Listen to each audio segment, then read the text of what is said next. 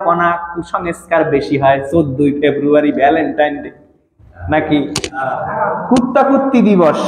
কি দিবস? কুত্তা কুত্তি দিবস।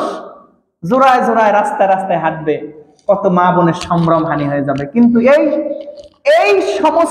এই সমস্ত বেহায়াপনার বেলায় অনেক মানুষ আছে, অনেক রাজনীতিবিদ আছে, অনেক সমাজের মানুষ আছে যারা তখন সুশীল সাজে। এটা অধিকার, কি বলে?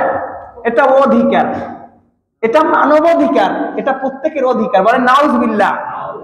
এই সমস্ত গণতান্ত্রিক আইন কোন মুসলমান বিশ্বাস করে? এই জন্য গণতন্ত্রে বিশ্বাসী কোন মুসলমান নাই।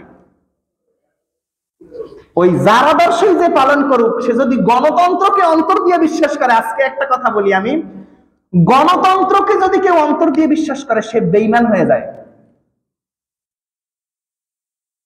গণতন্ত্রকে যদি কেউ অন্তর দিয়ে স্বীকার করে তার ঈমান থাকে না, সে বেঈমান হয়ে যায়।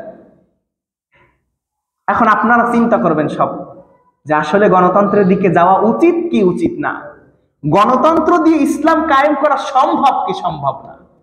মদের বোতলের উপরে বিসমিল্লাহ লেখলেই যে মদ খাওয়া হালাল হয়ে যাবে এমনটা কিছুই না। মদের দোকানের সামনে বিসমিল্লাহ মদের দোকান, তার মানে যে এই দোকানে মদ খাওয়া যায় অন্য দোকানে মদ খাওয়া হারাম, এমনটা না। একটা জিনিস মাথায় রাখবেন যে আল-ইয়াওমা আকমালতু লাকুম দীনাকুম ওয়া আতমামতু আলাইকুম নি'মাতি ওয়া রাদিতু লাকুমুল ইসলাম দীনা। আল্লাহ পাক রব্বুল আলামিন পরিপূর্ণ দ্বীন হিসেবে মনোনীত করেছেন কোন ধর্মকে? বলেন ইসলাম ধর্মকে। কোন ধর্মকে? ইসলাম ধর্মকে। আর এই ইসলাম ধর্মের হুকুম, কোরআনের ভিতরে কোনো গণতন্ত্র নাই। কোরআনের ভিতরে রাজনীতি আছে, অবশ্যই কোরআনে রাজনীতি আছে, অবশ্যই আল্লাহর হাবিব সাল্লাল্লাহু আলাইহি ওয়াসাল্লাম রাজনীতি করেছেন, অবশ্যই সাহাবীরা রাজনীতি করেছেন, কিন্তু গণতান্ত্রিক রাজনীতি করেন নাই।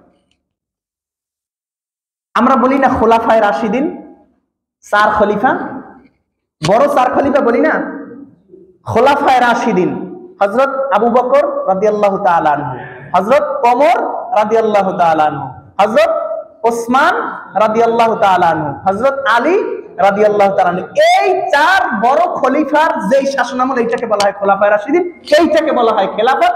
এই খেলাফতের রাজনীতি কোরআনে আছে, এই খেলাফতের রাজনীতি রাসূল করেছেন, এই খেলাফতের রাজনীতি সাহাবীরা করেছেন। কিন্তু গণতান্ত্রিক রাজনীতি, ওই যে যতই বলুক ইসলামিক দল, অমুক দল, তমুক দল, কোন গণতন্ত্রে কোন ইসলামিক দল নেই। কথা পরিষ্কার, আমি কারো পক্ষে বিপক্ষে বলতেছি না, গণতন্ত্রে কোন ইসলামিক দল নেই।